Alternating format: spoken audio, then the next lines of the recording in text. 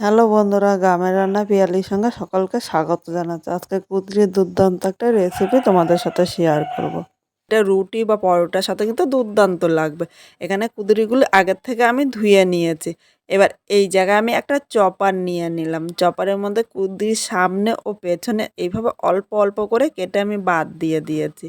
এবার কুদরিগুলি আমি মাঝখান থেকে দেখো এইভাবে কেটে এবার একটা কুদরিরে আমি ৬ পিস করে নিয়েছি। কুদরিটা তোমরা কম বেশি করে কিন্তু নিয়ে নিতে পারো। মানে আমি যেরকম কেটেছি সেরকমই নিয়ে এর থেকে একটু পাতলাও কেটে নিতে পারো। এইভাবে আমি সব কুদরিগুলো কেটে নেব। এখানে সব কুদরিগুলো কাটা হয়ে গিয়েছে। এবার আমি একটা থালার মধ্যে নিয়ে নিলাম। আজকে খুব সাধারণভাবে কিন্তু এই কুদরিটা রান্না করব। একবার দেখলে তোমরাও খুব সহজেই রান্না করে নিতে পারবে। এবার এই জায়গায় দেখো আমি অল্প আলু কেটে নিয়েছি, মানে একটা মাঝারি সাইজের আলু নিয়েছি, যেহেতু আমার এই জায়গায় কুদরিটা একটু কম আছে তাই আলুটা নিয়েছি। এবার এখানে পেঁয়াজ ও কিছু লঙ্কা কেটে নিয়েছি। এবার কড়াইটা বসিয়ে দিলাম, এর মধ্যে আমি সর্ষের তেল দিয়েছি। এই রান্নাটি কিন্তু অবশ্যই সর্ষের তেল দিয়ে করলে খেতে বেশি ভালো লাগবে। এখানে তেলটা গরম হয়ে গিয়েছে। এবার প্রথমে আমি যে পেঁয়াজটা কেটে রেখেছি, এখানে মাঝারি সাইজে দুটো কিন্তু পেঁয়াজ নিয়েছি। পেঁয়াজটা কম বেশি তোমরা নিয়ে নিতে পারো। পেঁয়াজটা এই তেলের মধ্যে নিয়ে নিলাম। এর সাথে আমি ৬টা লঙ্কা চিড়ে নিয়েছি। এই ঝালটা যেরকম খাবে সেই হিসাবে কিন্তু লঙ্কাটা নিয়ে নেবে।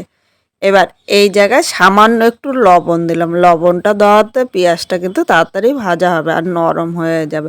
এখন আমি ১ থেকে ২ মিনিট পেঁয়াজটা হালকা লাল করে ভেজে নেব।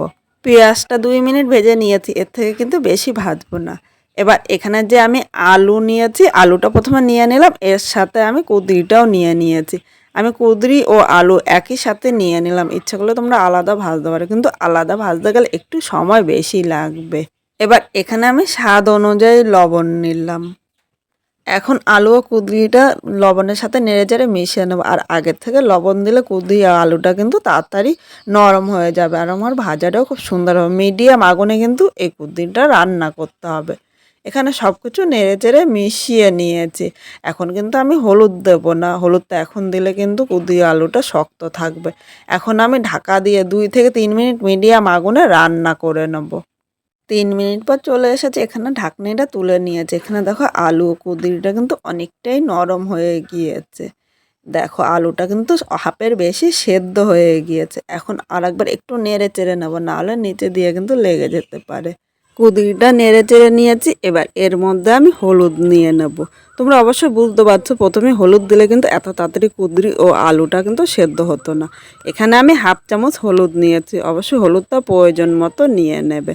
এখন এই হলুদটা কুঁদরির সাথে নেড়েচেড়ে মিশিয়ে আরও মিডিয়াম আগুনে ২ থেকে ৩ মিনিট কিন্তু ভাজতে হবে। হলুদটা নেড়েচেড়ে মিশিয়ে নিয়েছি। এখন আবার আমি ঢাকা দেবো। আজকে ঢাকা দিয়ে দিয়ে এই কুঁদরিটা রান্না করব।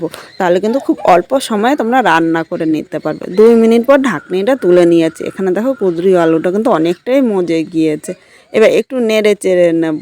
এখন আমি আর ঢাকা দেব না, এইভাবে আরও ২ থেকে ৩ মিনিট ভেজে নেব। দেখো এখানে কুঁদরিটা কিন্তু সেদ্ধ হয়ে গিয়েছে।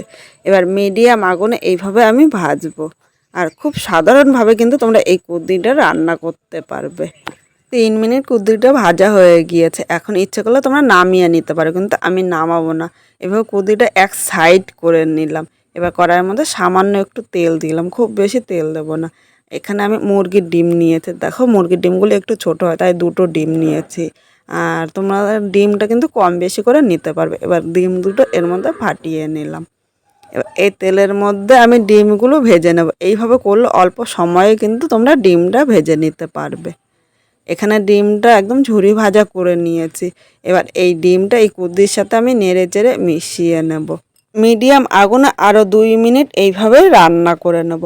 আজকে আমি যেইভাবে এই কুঁদরিটা রান্না করলাম, তোমরা যদি সেইভাবে রান্না করো অবশ্যই কমেন্ট করে জানিও যে খেতে কীরকম হয়েছে। নতুন কোনো বন্ধু আমার এই ভিডিওটি দেখতে আসলে ভালো লাগলে একটা লাইক, শেয়ার ও কমেন্ট করো। সাবস্ক্রাইব করে পাশে থেকো, যাতে নতুন নতুন ভিডিও আপলোড করলে সবার আগে নোটিফিকেশান আপনার কাছে পৌঁছিয়ে যায়। এইভাবে করে রাত্রিরে রুটি বা পরোটার সাথে দুর্দান্ত লাগবে। অবশ্যই বাড়িতে একবার কিন্তু ট্রাই করবে। এখানে কুঁদরিটা হয়ে গিয়েছে। এবার একটা পাত্রের মধ্যে আমি নামিয়ে নিলাম।